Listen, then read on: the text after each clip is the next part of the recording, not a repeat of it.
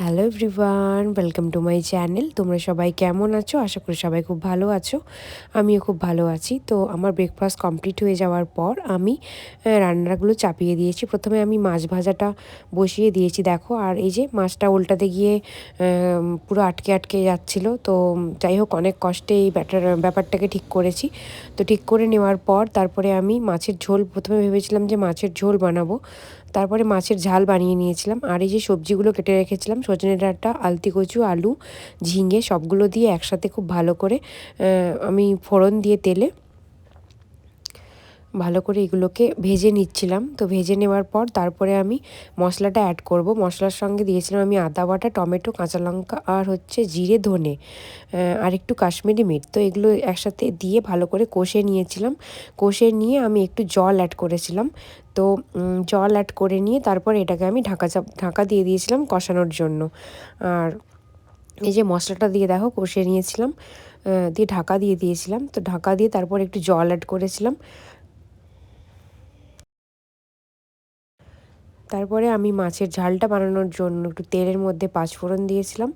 আর পাঁচফোড়ন দিয়ে একটু বড়িটাকে ভেজে নিয়েছিলাম। বড়িটাকে ভেজে নিয়ে তারপরে পেঁয়াজ দিয়েছিলাম আর কাঁচা লঙ্কা দিয়েছিলাম। দিয়ে এগুলোকে ভালো করে একসাথে ভেজে নিয়ে আমি মাছের ঝালের যে মশলাটা সেটা অ্যাড করেছিলাম। তার সঙ্গে দিয়েছিলাম একটু পোস্ত আর একটু সর্ষে বাটা, কাঁচা লঙ্কা আর টমেটো দিয়ে ওটা এর মধ্যে ঢেলে দিয়েছিলাম।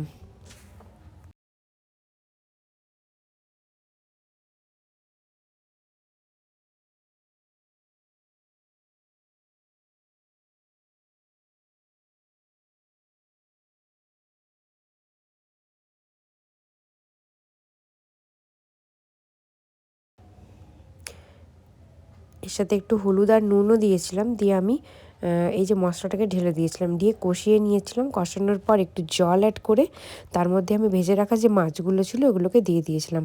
আর এই পোস্তটা এখানে ঢালতে গিয়ে কিছুটা নিচে পড়ে গেছে, তো পুরো কাজটা আমার বেড়ে গিয়েছিল। তো সেইগুলোকেও সব পরিষ্কার করেছিলাম। রান্নাঘরটা সেদিন পুরোই পরিষ্কার করেছিলাম। করে নিয়ে তারপরে আমি কড়াটড়াগুলো, বাসনগুলো পরিষ্কার করে মেজে নিয়েছিলাম। মেজে নিয়ে আমি স্নান করতে গিয়েছিলাম। আর মাছের ঝালটা আমার এই কমপ্লিট হয়ে গেছে। আমি গ্যাসটাকে নিভিয়ে দিয়ে একটু কাঁচা সর্ষের তেল অ্যাড করেছিলাম। আর এদিকে ঝোলটাও আমার হয়ে গেছিলো। তো অনেকক্ষণ পর আমি বিকেলবেলা একটু ঘুরতে বেরোলাম। এবার দেখো কোথায় যাই। আজকে ইচ্ছে আছে একটু অনেক দূরে যাওয়ার এবং একটু বাইরে বেশিক্ষণ সময় থাকার, কারণ অনেক দিন বাদেই বিকেলবেলা বেরিয়েছি। তো দেখো,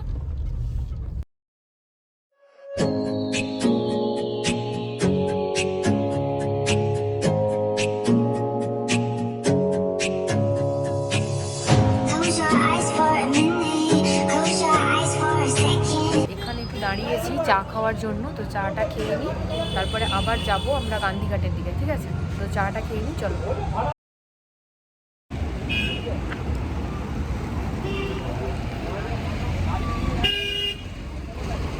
চা খাওয়া হয়ে গেছে। তো চা খেয়ে নেওয়ার পর হচ্ছে বাইরেটা দেখো এরকম বেশ ভালো মতন ঠান্ডা রয়েছে। চা খাওয়ার হয়ে গেছে, এবার একটু যাব গান্ধীঘাটের দিকে।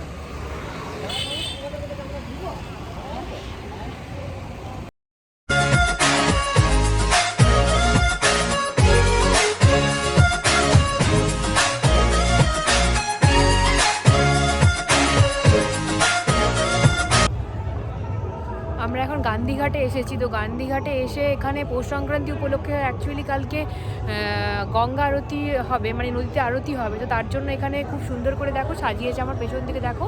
আর এটা হচ্ছে একটা রাম আর সীতার মন্দির রয়েছে, যেটা রিসেন্টলি হয়তো কালকেই উদ্বোধন হবে, মানে কালকে পুজো হবে নতুন করে। আর পেছনে দেখো খুব সুন্দর সাজিয়েছে, দেখো চারদিকটা। আর এটা আমার পেছনে, সেটা হচ্ছে কাঁসাই নদী।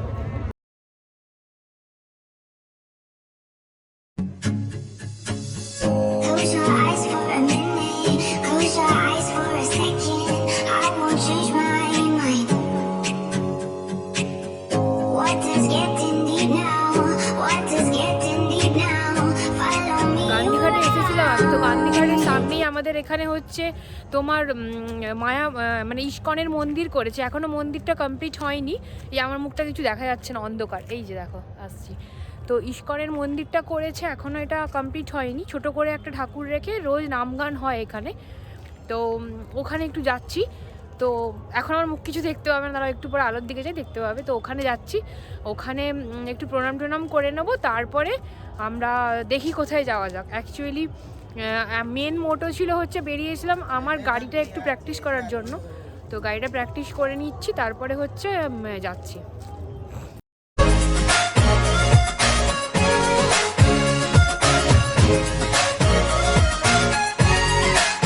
আমাদের ইস্কন মন্দিরে ঘোরা, ওখানে একটু প্রসাদও হচ্ছিল, এবার প্রতি রবিবার হচ্ছে প্রসাদ করে, বিভিন্ন রকমের ডোনেট করে, তো ওটা একটু খেয়েছি। তারপরে আমরা এখন এই যে বাড়ির দিকে যাচ্ছি, সিগনালে দাঁড়িয়েছিলাম। বাড়িতে গিয়ে একটু ভেপার নিতে হবে, কারণ প্রচণ্ড ঠান্ডা লেগেছে। তারপরে ডিনার করব, ডিনার করে ঘুমিয়ে পড়বো।